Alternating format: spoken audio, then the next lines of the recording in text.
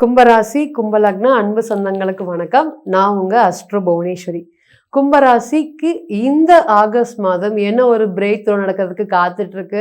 New opportunities உங்களுக்கு கிடைக்குமா? New challenges இருக்குமா? அந்த சேலஞ்சஸ் இன்னுமே உங்களை ஸ்ட்ராங் பண்றதுக்கு காத்துட்டு இருக்கா?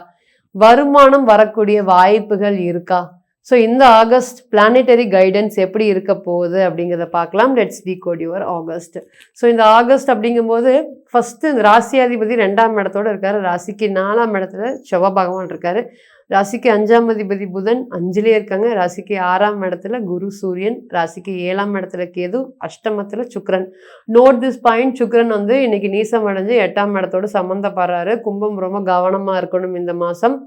எந்த டெசிஷன் எடுத்தாலுமே ஒருத்தர்கிட்ட இல்லை 2-3 பேர்கிட்ட யோசிச்சுட்டு டெசிஷன் மேக்கிங் எடுக்கிறது தான் ரொம்ப ரொம்ப பெஸ்ட்டு. ஃபஸ்ட்டு அதில் என்ன ரொம்ப விஷயம் கவனிக்க வேண்டியது அப்படின்னு கேட்டிங்கன்னா, எனக்குன்னு ஒரு டைம் எப்போ வரும் அப்படின்னு வெயிட் பண்ணிட்டு இருந்து இந்த நேரம் அந்த டைமை வந்து தப்பாக யூஸ் பண்ணுற மாதிரி ஒரு ப்ராப்ளம் வந்துடும். ஸோ அவசரப்பட்டு முடிவு இந்த டைமில் எடுக்கக்கூடாது. கும்பத்தை பொறுத்தவரையும் இண்டிபெண்ட்டாக ஒரு விஷயம் பண்ணணும்னு நினைப்பாங்க. ஸோ அதனால் என்னென்னா, ஒரு விஷயம் ஆரம்பிக்கிறாங்க, ஒரு விஷயம் போயிட்டுருக்கு அப்படின்னா யார்கிட்டையும் சொல்ல மாட்டாங்க. சஸ்பென்ஸாக அதை வைப்பாங்க. சஸ்பென்ஸாக வச்சு அதை நிறைய சக்ஸஸும் பண்ணிடுவாங்க. பட் இந்த டைம் சக்ஸஸ் ஆன பீரியடான்னு கேட்டிங்கன்னா இல்லை. ஸோ இதனால் என்ன நடந்துட்டுருக்கு அப்படின்னு கேட்டிங்கன்னா, உங்களுக்கும் அந்த பிரச்சனைகளுக்கும் ஒரு பிரச்சனைகளுக்கும் சம்மந்தமே இருக்காது. கூண்டுக்குள்ளே நிற்க வச்சு நின்று அதுக்கு பதில் சொல்லிட்டு போ அப்படிங்கிற மாதிரி தான் ராகு அந்த விஷயத்த பண்ணிகிட்ருக்காரு. ஸோ ராகு வரும்போது என்னென்னா, நம்மளோட புத்திசாலித்தனம்னா நம்மளை விட்டு கடந்து போய் ரொம்ப நாள் ஆச்சு. எனக்கும் புத்திசாலித்தனத்துக்கு ரொம்ப நாள் ஆச்சு. என்னுடைய மைண்டே உங்கள் மைண்டே ராகு கிட்ட தான் இருக்குது. அப்போ ராகு சொல்கிறது தான் நீங்கள் பண்ண முடியும். நீங்களாக ஒரு விஷயத்தை எடுத்தாலும் 1 இன்ச் உங்களால் நவுத்த முடியாது. ஸோ இன்றைக்கி அதுதான் இன்றைக்கி போயிட்டுருக்கு. உங்கள் மனசுக்கு பிடிச்ச விஷயங்கள் பண்ணவே முடியாது. முயற்சி போடுறீங்க, எஃபர்ட்ஸ் போடுறீங்க, பட் அதுக்குண்டான ரிசல்ட் அப்படிங்கிறது ரொம்ப கம்மியாக தான் கிடச்சிருக்குங்க இந்த கும்பத்தை பொறுத்த வரையும். ரிசல்ட் அப்படிங்கிறது ரொம்ப 0 அப்படின்னு சொல்லலாம். பண்ணின பணத்துக்கு ஒரு விஷயம் நடந்திருக்கு, அவ்வளோதான்.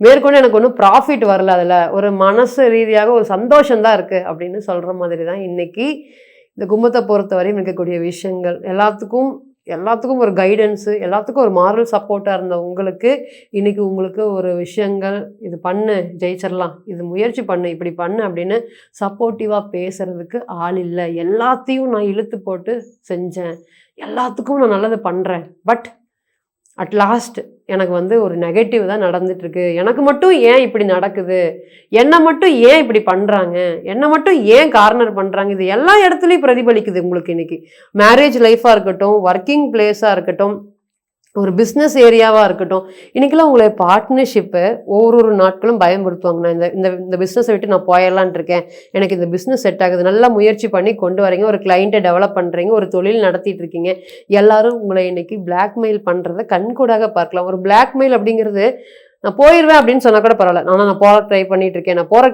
இருக்கேன் அப்படின்னு எல்லா விஷயத்துலையும் இதே மாதிரி ஒரு பிளாக்மெயில் அப்படிங்கிறது இருந்துகிட்டே இருக்குது.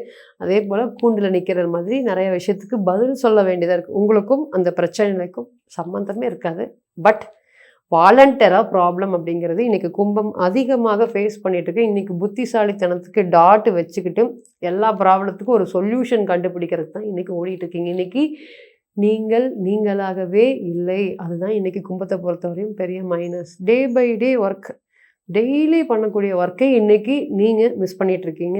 பட் இதெல்லாமே நீங்கள் ஆல்ரெடி ஓவர் கம் பண்ணிட்டு இருந்தீங்க. ஸோ இந்த டைம் உங்களுக்கு எப்படி இருக்க போகுது? ஃபஸ்ட்டு வந்து பார்த்திங்கன்னா, இந்த மாதம் அப்படிங்கும்போது லீடர்ஷிப் குவாலிட்டி ஆல்ரெடி ராகு ரொம்ப லோ டிகிரிக்கு வந்துட்டார்.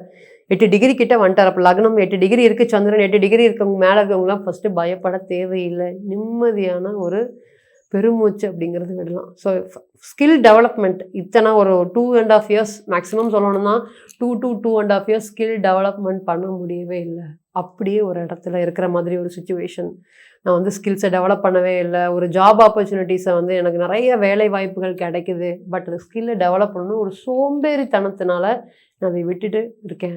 இதெல்லாமே யாருக்கு கொடுப்பாங்க? நீங்கள் சோம்பேறித்தனம் அப்படிங்கிறது நீங்கள் மனசு நினச்சிட்டு இருக்கீங்க. பட் இதெல்லாமே யார் வச்சுருக்காங்கன்னு கேட்டிங்கன்னா, கையில் ராகு வச்சுருக்காரு. ராகு எப்போ உங்களை அலோவ் பண்ணுறாரோ அப்போ தான் நீங்கள் அந்த விஷயத்த பண்ண முடியும். ஸோ அந்த மாதிரி இருக்கக்கூடிய இந்த டைமில் இனி ராகு உங்களைய ஸ்கில்ஸை டெவலப் பண்ணுறதுக்கு அலோவ் பண்ணிட்டாரு. ஸோ ராகுன்னு சொல்லும்போது நீங்கள் வந்து மல்டிமீடியா பிஸ்னஸ்ஸு, அதே போல் நீங்கள் வந்து scrap related business, IT related sectors, இந்த மாதிரி எது எடுத்துக்கிட்டிங்கனாலும் ஏஐ ரிலேட்டடு, இது மாதிரி எது எடுத்துக்கிட்டிங்கனாலும் ராகுவோடைய சப்போர்ட் இல்லாமல் ஒரு பிஸ்னஸை நீங்கள் பண்ண முடியாது. நீங்கள் சாட்டர்ன் ப்ளஸ் ராகு காம்பினேஷன் இருந்தாலுமே கூட அதில் பிஸ்னஸில் ஜெயிச்ச ஜாதகங்கள் நிறைய பேர் நம்ம பார்த்துருக்கோம். ஸோ இன்றைக்கி கும்பத்தை பொறுத்தவரையும் நம்ம ரீசெண்ட் டைமில் ஒரு பார்க்கக்கூடிய கிளைண்ட்டோடைய ஜாதகம், ஒரு பிஸ்னஸ் பண்ணுறிட்டு இருக்கார் அவர். 2022 நம்மக்கிட்ட ஜாதகம் பார்க்க வராரு. அவர்கிட்ட நம்ம சொல்கிறோம், பிஸ்னஸை ஸ்டாப் பண்ணுங்க, அடுத்து வரக்கூடிய டைம் பீயிங் ரொம்ப டஃப்பாக இருக்குது, உங்களால் சர்வை பண்ண முடியாது, பிஸ்னஸை ஸ்டாப் பண்ணுங்கள், ஹோல்டு பண்ணுங்கள், இல்லைன்னா இவ்வளோ லட்சம் கடன் ஆகும் அப்படிங்கிறத ஸ்ட்ராங்காக இண்டிகேஷன் பண்ணுறோம். அவர் என்ன சொல்கிறாரு, மேடம் எனக்கு 55 இயர்ஸ் ஆச்சு, என்னால் பிஸ்னஸ் இனிமேல் எங்கே போய் வேலை பார்க்க முடியும் அப்படிங்கிறத ரொம்ப ஸ்ட்ராங்காக சொல்கிறார். பிரசன்னம் ஒரு பக்கம் ஓடிட்டுருக்கு. பிரசன்னத்தில் வந்து உதயாதிபதி ரொம்ப ஸ்ட்ராங்காக இருக்குங்கப்பா. அவர் நம்ம என்ன சொன்னாலும் அவர் அது ஸ்ட்ராங்காக அவருடைய டெசிஷன் எடுப்பார் அப்படிங்கிறத ஜாதகம் இண்டிகேஷன் பண்ணுச்சு. ஸோ நம்ம என்ன சொன்னால், நீங்கள் பிஸ்னஸ் இப்படியே கண்டினியூ பண்ணிகிட்டே இருந்தீங்கன்னா உங்களுக்கு ப்ராப்ளம் ஏற்படும். ஸோ அதனால் வந்து இவ்வளோ லட்ச ரூபா நஷ்டங்கள் ஆகிறதுக்கு வாய்ப்பு இருக்குது அப்படிங்கிறத கிளியர் கட்டாக இண்டிகேஷன் பண்ணணும். ஆனால் அவர் கேட்கவே இல்லை. இன்றைக்கி நமக்கு கால் பண்ணுறாரு, ஒரு 6 மாதத்துக்கு முன்னாடி கால் பண்ணுறாரு, நவம்பர் மந்த். மேடம் நீங்கள் சொன்ன மாதிரி பிஸ்னஸ் அப்படிங்கிறது லாஸ் ஆயிடுச்சு, இப்போ அடுத்தது என்ன, நான் மறுபடியும் ஒரு வேலைக்கு போகலான் இருக்கேன், அந்த வேலை எனக்கு செட் ஆகுமா, அதே கம்பெனியில் நான் வந்து வேலைக்கு போகிறேன், நான் ஆரம்பித்த அதே கம்பெனியில் நான் வேலைக்காக போகிறேன், ஸோ அதுக்கு செட் ஆகுமா மேடம், நீங்கள் சொன்னீங்க நான் கேட்கல, பட் இந்த டைம் வந்து நீங்கள் சொல்கிறத நான் கேட்கலான் இருக்கேன், நீங்கள் வேலைக்கு நான் போகலாமா அதே இடத்துக்கு, எஸ் கண்டிப்பாக போகலாம் அப்படின்னு, நீங்கள் சொன்ன அதே ₹1,00,000 எனக்கு லாஸ் ஆயிடுச்சு மேடம் அப்படிங்கிற மாதிரி ஒரு ஆரம்பித்த தொழிலை இன்னொருத்தர்கிட்ட விட்டுட்டு வெளியிற மாதிரி சொல்லு.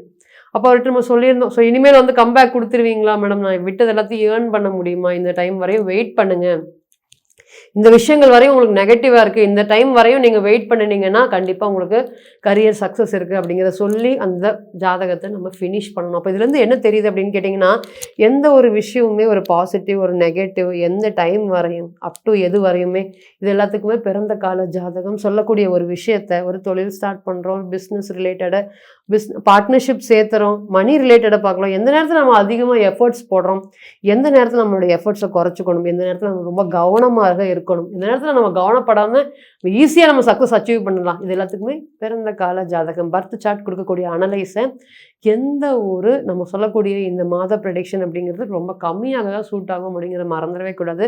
ஸோ கும்பத்தை பொறுத்தவரையும் இன்னைக்கு குலதெய்வத்தோடைய அனுகிரகம் கண்டிப்பாக இருக்குது. ஸோ குலதெய்வத்துக்கு கோயிலுக்கு போகிறதுனால குலதெய்வத்தோட அனுகிரகத்தினால ஒரு பெரிய ஒரு பாசிட்டிவ் நடக்கிறதுக்கு காத்துட்ருக்கு. அதாவது கடைசி நேரம் போய் தப்பிச்சு வந்துட்டேன் அப்படின்னா இந்த ஜாதகம் எல்லாம் வந்து பார்த்திங்கன்னா குலதெய்வத்தோட அனுகிரகம் இருக்கிறதா அர்த்தம். ஸோ கடைசி நேரத்தில் தப்பிச்ச ஜாதகம், தலைக்கு வந்து தலைப்பாவோட போச்சு, பிஸ்னஸ் பண்ண போனால் பாதியில் ஓடி வந்துட்டேன், அந்த பிஸ்னஸ் லாஸ் ஆயிடுச்சு, இதுக்கு எல்லாத்துக்குமே என்ன அப்படின்னு காரணம், ஒரு ஜாதகம் டிஃப்ரென்ஷியேட்டாக இருந்தாலும் லாஸ்ட் மினிட்ல நான் எஸ்கேப் ஆயிடுறேன். இது எல்லாத்துக்குமே 5ஆம் இடம் பலம். ஸோ அந்த நேரத்தில் 5ஆம் இடம் பலம் வர்றதுனால குழந்தை பேருக்கு ரொம்ப ஒரு பாசிட்டிவான விஷயங்கள். குழந்தை பிறந்ததுக்கப்புறம் எனக்கு மகிழ்ச்சி வந்துச்சு, எனக்கு சந்தோஷம் வந்துச்சு, என்னோடய லைஃப் அப்கிரேட் ஆகிடுச்சுன்னா எஸ் இந்த மாதிரி டைமில் தான். ஸோ குழந்தை பேருக்கு கண்டிப்பாக முயற்சி பண்ணலாம். அதற்குள்ள ட்ரீட்மெண்ட் ரிலேட்டட் அப்படிங்கிறது இந்த நேரத்தில் தேவைப்படவே படாது. ஸோ நேச்சுரல் கன்சீவ் அப்படிங்கிறது நேரத்தில் அதிகமாக இருக்குது. குரு சூரியன் 6ஆம் இடத்துல இருக்கிறனால இதனால் கடனுக்கு பதில் சொல்லிட்டு இருக்கணும். இந்த கடன் வாங்கிட்டு, ஏன்னா கும்பத்தை பொறுத்தவரையும் ரெஸ்பெக்ட் ரொம்ப ரொம்ப முக்கியம். ரெஸ்பெக்ட்டுக்கு அப்புறம் தான் மற்றது எல்லாமே அப்படின்னு திங்க் பண்ணுவீங்க. ஸோ இந்த கடன் பிரச்சனைகள் காரணமாக கிட்டத்தட்ட அது என்ன பண்ணுறதுன்னு தெரியாமல் ஃபினான்ஷியல் பேர்டனில் இருந்தவங்களுக்கு இனி இந்த கடன் ப்ராப்ளம் எல்லாம் படிப்படியாக கிளியர் ஆகும். கடன் உங்களை கண்கூடாக மறையிறத பார்க்கலாம். அவரே ஆல்ரெடி 6ஆம் இடத்தோட சம்மந்தப்பட்டு மறைஞ்சிருக்கிற கடன் பிரச்சனைகளை கண்டிப்பாக மறையும். திரும்பி இழந்த வாழ்க்கையை ஒரு கம்பேக் கொடுக்கக்கூடிய டைமாக இந்த நேரம் கண்டிப்பாக உங்களுக்கு இருக்கும். ஸோ ஓவராலாக இந்த மந்த் உங்களுக்கு கரியர் ரிலேட்டடும் சரி, மேரேஜ் லைஃப் ரிலேட்டடும் சரி, குழந்தை பேருக்கும் சரி, குலதெய்வ அனுகிரகத்துக்கும் ஒரு பெரிய பாசிட்டிவான டைமாக கண்டிப்பாக இருக்கும். ஸோ வாழ்க்கையில் நீங்கள் பெரிய டெசிஷன் எடுக்கிற மாதிரி இருந்துச்சுன்னா பர்த் சார்ட்டை அனலைஸ் பண்ணி நீங்கள் டெசிஷன் எடுக்கிறதுனால நிறைய விஷயங்கள் உங்களுக்கு பாசிட்டிவ் அண்ட் நெகட்டிவ் நம்ம சொல்கிறதுனால அதன் மூலியமாக நீங்கள் உங்களுடைய லைஃப்பை அப்கிரேட் பண்ணுறதுக்கு கண்டிப்பாக முடியும். நீங்கள் தனிப்பட்ட ஜாதகத்தை எங்கிட்ட ஆலோசனை பண்ண விருப்பப்பட்டீங்கன்னா கீழே இருக்கக்கூடிய நம்பருக்கு கான்டாக்ட் பண்ணுங்கள். மீண்டும் ஒரு பதிவில் உங்களெல்லாம் சந்திக்கும் வரை உங்களிடமிருந்து விடைபெறுவது உங்கள் அஸ்ட்ரோ புவனேஸ்வரி. நன்றி, வணக்கம்.